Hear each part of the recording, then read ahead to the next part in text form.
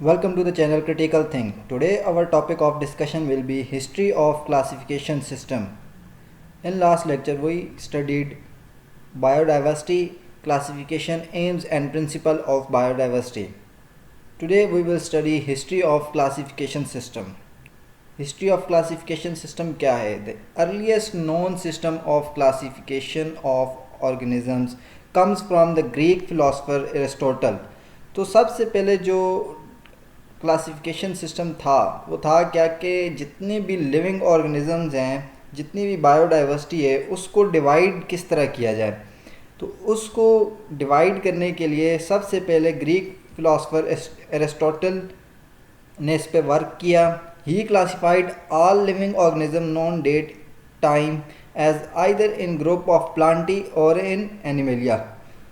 तो उसने जितने भी लिविंग ऑर्गेनिजम्स थे उनको दो ग्रुप्स में डिवाइड कर दिया, first Plantae and second Animalia, यानी पौधे और जानवर। इन द 1700 अबू उस्मान उमर अल जहाज described the characteristics of 350 species of animal in his book. 1700 century में अबू उस्मान ने 350 के करीब स्पीशीज़ को डिफ़ाइन किया जो एनिमल्स थी। बाय नेचर वो जानवर थे, उनको अपनी स्पीशी में उनकी करैक्टरिस्टिक्स और उनको डिटेल में स्टडी किया। He wrote a lot of about the life of ants. तो चूंटियों पे उन्होंने बहुत ज़्यादा वर्कआउट किया, बहुत ज़्यादा उन्होंने उस पर लिखा अपनी बुक्स में। In 1172, Ibn Rushd translated Aristotle book The Anima on the Soul into Arabic. तो 1172 में इब्न रुश्द जो कि अरबी थे, उन्होंने एरिस्टोटल की जो द एनिमा बुक थी उसको अरबिक में ट्रांसलेट किया ताकि जो अरबिक लर्नर्स थे या वो स्टूडेंट्स जो अरबी जानते थे और वो सीखना चाहते थे साइंस, तो उनके लिए ताकि वो चीज़ आसान हो, साइंस को पढ़ना या जो क्लासिफिकेशन सिस्टम है उसको पढ़ना इजी हो। At the end of the 15th century many biologist had started work on classification methods. तो 15th सेंचुरी के एंड पे बहुत सारे बायोलॉजिस्ट ने क्लासिफिकेशन मेथड सिस्टम पे वर्क करना स्टार्ट किया कि किस तरीके से इनको डिवाइड किया जाए, किस तरीके से इनकी ग्रुपिंग की जाए, क्योंकि ग्रुपिंग ज़रूरी थी for the ease of study, ताकि हम इनको आसानी से जितने भी ऑर्गेनिजम्स हैं इनकी कैरेक्टरिस्टिक्स को स्टडी कर सकें। So Carolus Linnaeus divided the nature into 3 kingdom, minerals, vegetable and animal. So एक साइंटिस्ट आया कार्लस लिनियस, इन्होंने फर्दर डिवीजन कर दी 3 किंगडम्स में। यानी फर्स्ट हमारे पास 2 थे, एनिमलिया और प्लांटी यानी पौधे और जानवर। कार्लस लिनियस ने 3 किंगडम क्लासिफिकेशन सिस्टम प्रेजेंट किया जिसमें वेजिटेबल यानी प्लांट्स, मोस्ट ऑफन प्लांट्स आ जाते हैं, एनिमल्स और मिनरल्स। सो ये 3 किंगडम क्लासिफिकेशन सिस्टम था जो कार्लस लिनियस ने प्रेजेंट किया था। Carolus Linnaeus use 5 ranks in classification, class, order, genus, species and variety. यानी हमने जो टैक्सोनॉमी क्लासिफिकेशन सिस्टम पढ़ा था उसके डिफरेंट स्टेप्स थे। तो कार्लस लिनियस ने जस्ट जो 5 क्लासिफिकेशन रैंक्स थे वो यूज़ किए, जिनमें class, order, genus, species and variety है। Linnaeus is best known for his introduction of the method still used to formulate the scientific name of every species. तो जैसा कि मैंने आपको आखिरी वीडियो में बताया था कि डिफरेंट स्पीशीज़ जो लिविंग ऑर्गेनिजम्स हैं उनको हम साइंटिफिक नेम देते हैं।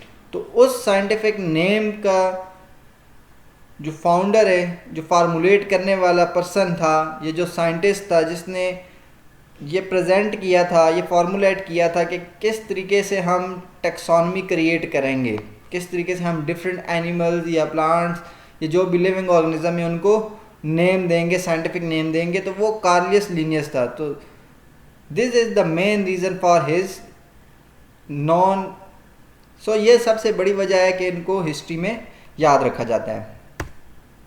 Next, biologists prefer such a system that can provide a maximum information about the basic difference and similarities among the different organism। तो बायोलॉजिस्ट ये चाहते थे कि हमारे पास कोई ऐसा सिस्टम मौजूद हो, ऐसा कोई क्लासिफिकेशन सिस्टम मौजूद हो जिसमें हमें मैक्सिमम ज़्यादा से ज़्यादा इंफॉर्मेशन हमें मिल सके किस चीज़ के बारे में, यानी जितने भी लिविंग ऑर्गेनिजम्स हैं उनके डिफरेंसेस के बारे में और उनकी सिमिलरिटीज़ के बारे में, ताकि जो सिमिलर करैक्टरिस्टिक्स वाले ऑर्गेनिज्म हैं उनको हम एक ग्रुप में कर दें और जो डिफरेंट करैक्टरिस्टिक्स वाले लिविंग ऑर्गेनिज्म हैं उनको हम डिफरेंट ग्रुप में कर दें। तो इस तरह जब हम ग्रुपिंग करेंगे तो उनकी स्टडी करना ईजी हो जाएगा। सो according to earlier classification system, organisms were classified into 2 kingdom, but now taxonomists agree on the 5 kingdom classification। earlier जो मैंने आपको बताया था कि 2 क्लासिफिकेशन सिस्टम प्रेजेंट हुआ था, प्लांटी और एनिमलिया, यानी 2 जानवर और पौधे। लेकिन टाइम नीड ये थी कि हमें इससे अच्छा क्लासिफिकेशन सिस्टम रिक्वायर्ड था जो कि 5 किंगडम क्लासिफिकेशन सिस्टम था। We will see the basis of these classification system and the drawbacks in the kingdom, in the 2 kingdom and 3 kingdom classification system. तो ऐसे क्या ड्रॉबैक्स थे, ऐसे क्या फ्लॉज थे 2 किंगडम क्लासिफिकेशन सिस्टम में और 3 किंगडम क्लासिफिकेशन सिस्टम में कि हमें 5 किंगडम क्लासिफिकेशन की ज़रूरत पड़ी। सो 2 किंगडम क्लासिफिकेशन सिस्टम क्या है? It is the oldest system या first classification system and classify all organism into 2 kingdoms, i.e. Plantae and Animalia। यानी 2 क्लासिफिकेशन सिस्टम थे, या प्लांटी या एनिमिलिया, जो सबसे oldest and first classification system था। According to it all organism that can prepare food. अच्छा, अब किन बेसिस पे साइंटिस्ट ने 2 क्लासिफिकेशन सिस्टम प्रेजेंट किया, यानी कौन सी ऐसी सिमिलरिटीज़ थी और कौन से ऐसे डिफरेंसेस थे जिनकी बेसिस पे उन्होंने प्लांटी और एनिमिलिया डिफाइन किया। So according to it all organism that can prepare food from simple inorganic material and thus can store energy और autotrophs and are included in the kingdom plantae. यानी ऐसे living organism जो simple inorganic material utilise करते हुए अपने लिए अपनी energy खुद क्रिएट करते हैं through different reactions, e g. Photosynthesis, and can store, और उस एनर्जी को देन स्टोर कर लेते हैं, आर नोन एज ऑटोट्रॉफ्स। यानी खुद एनर्जी जनरेट करने वाले autotrophs are included in the kingdom plantae. तो उनको हमने, या उनको साइंटिस्ट ने किस क्लासिफिकेशन सिस्टम में रखा? प्लांटी।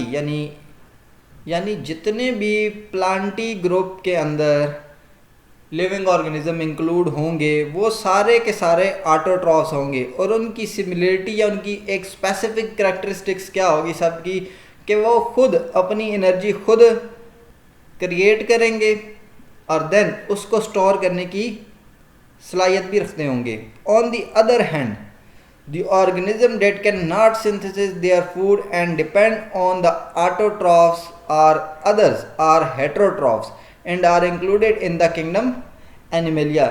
और दूसरी तरफ जो दूसरा ग्रुप था हमारे पास किंगडम एनिमेलिया, उसके अंदर हमने वो लिविंग ऑर्गेनिज्म रखे जो डिपेंड कर रहे थे किन पे? ऑटोट्रॉफ्स पे, यानी अनदर सोर्स ऑफ एनर्जी पे डिपेंड कर रहे थे। वो खुद अपनी एनर्जी खुद क्रिएट नहीं कर रहे थे लाइक प्लांटी। तो उनको हमने पहले एक तो नाम दे दिया हेट्रोट्रॉफ्स, और दूसरा हमने उनको इंक्लूड कर दिया कि इसके अंदर एनिमिलिया के अंदर। तो अब जो 2 किंगडम क्लासिफिकेशन सिस्टम था उसके अंदर हमने 2 किंगडम बनाए, प्लांटी और एनिमिलिया। तो फर्स्ट जो ग्रुप था उसके अंदर हमने क्या किया, all living organism that can prepare food, जो खुद फूड प्रिपेयर कर सकते हैं उनको हमने ऑटोट्रॉफ कह दिया और उसको हमने प्लांटी कह दिया। और दूसरा हमने हेट्रोट्रॉफ कह दिया, यानी जो खुद खुराक अपनी नहीं बनाते और ना ही स्टोर करते हैं उनको हमने हेट्रोट्रॉफ कह दिया और उनको हमने एनिमलिया ग्रुप के अंदर इंक्लूड कर दिया। So according to this system bacteria, fungi and algae were included in the kingdom plantae. तो इसमें बैक्टीरिया, फंजी, अल्जी तीनों के तीनों हमने किस के अंदर इंक्लूड कर दिए, किंगडम प्लांटी के अंदर इंक्लूड कर दिए। So this was the two kingdom classification system. Some taxonomist found this system unworkable because, यानी अब इसके अंदर ऐसे क्या ड्रॉबैक्स थे या ऐसे क्या फ्लॉज थे जिसकी वजह से हमें थर्ड किंगडम क्लासिफिकेशन या थ्री किंगडम क्लासिफिकेशन की तरफ जाना पड़ा। Many unicellular organisms like Euglena have both plant-like presence of the chlorophyll and the animal-like heterotrophic mode of nutrition in the darkness and lack of cell wall characteristics। तो ऐसे living organism जो plant like behaviour भी रखते थे, यानी वो autotroph भी थे, उनके पास क्लोरोफिल प्रेजेंट था, वो फोटोसिंथेसिस खुद कर रहे थे, खुद अपनी फूड प्रिपेयर भी कर रहे थे, और साथ ही साथ इन द डार्कनेस वो हेट्रोट्रॉफ मोड पे शिफ्ट हो जाते थे। तो उनके पास दोनों की दोनों करैक्टरिस्टिक्स आ रही थी। तो इस वजह से ये कन्फ्यूजन थी कि यूग्लिना को हम प्लांटी में रखें या एनिमिलिया में रखें। तो this was the drawback of two kingdom classification system.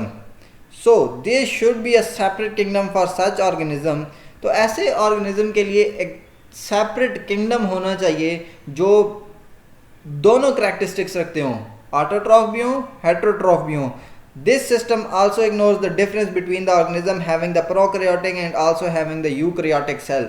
तो इस सिस्टम के अंदर एक और ड्रॉबैक या फ्लॉ ये भी था कि इस सिस्टम ने प्रोकैरियोटिक एंड यूकैरियोटिक सेल्स का डिफरेंस नहीं क्रिएट किया था, यानी इस बेसिस पे क्लासिफिकेशन नहीं हुई ऑर्गेनिज्म की। इस सिस्टम को यानी यूकैरियोटिक और प्रोकैरियोटिक सिस्टम को इग्नोर किया गया, जिसकी वजह से टू किंगडम क्लासिफिकेशन सिस्टम को बाद में अनएक्सेप्टेबल कर दिया गया। So what is three kingdom classification system? In 1866 Ernst Haeckel solved the first objection and proposed a third kingdom, i.e. Protista, to accommodate the Euglena-like organism. So 1866 में Ernest हैकल ने first objection को तो sort out कर लिया और उन्होंने third kingdom introduce करवाया जो प्रोटिस्टा था, to accommodate the euglena like organism. तो यूग्लिना लाइक जितने भी ऑर्गेनिजम्स थे उनको हमने किंगडम प्रोटिस्टा के अंदर इंक्लूड कर दिया। ही also included bacteria in the kingdom of protista. उसने साथ ही साथ बैक्टीरिया को भी किंगडम प्रोटिस्टा के अंदर इंक्लूड कर दिया। So in this system fungi were still included in the kingdom plantae. तो इस सिस्टम के अंदर, थ्री किंगडम क्लासिफिकेशन सिस्टम के अंदर, स्टिल फंजी वर इंक्लूडेड इन किंगडम प्लांटी। तो उस वक्त जो तीन किंगडम थे वो कौन से थे? किंगडम एनिमेलिया, जितने भी एनिमल्स थे, किंगडम प्लांटी, जितने भी प्लांट्स थे या ऑटोट्रॉफ्स थे, and third kingdom was kingdom protista, जो यूनिसेलुलर ऑर्गेनिजम्स थे या दोनों बिहेवियर्स रखते थे, ऑटोट्रॉफ और heterotrophs. This system didn't clear the difference between prokaryotics and eukaryotes. तो इस सिस्टम ने भी यूकैरियोट और प्रोकैरियोट के डिफरेंस को इग्नोर किया। सो this was the drawback and flaw of three kingdom classification system. Some biologists disagrees about the position of the fungi in the kingdom plantae। और साथ ही साथ कुछ साइंटिस्ट ने इस बात पे भी ऑब्जेक्शन की कि किंगडम प्लांटी के अंदर फंजी को क्यों रखा गया है। Fungi resembles plants in many ways but are not autotrophs. Fungi बेशक प्लांट्स के साथ रिजेंबलेंस रखता था लेकिन वो ऑटोट्रॉफ नहीं था। They are a special form of heterotrophs that get their food by absorption। तो ये स्पेशल फॉर्म ऑफ हेटेरोट्रॉफ्स हैं जो एब्जॉर्ब करते हैं फूड को। They don't have the cellulose in their cell wall rather possess chitin. और another difference ये था कि उनके पास सेल वॉल के अंदर सेलुलोज नहीं थी, बल्कि वो काइटिन की बनी हुई थी उनकी सेल वॉल।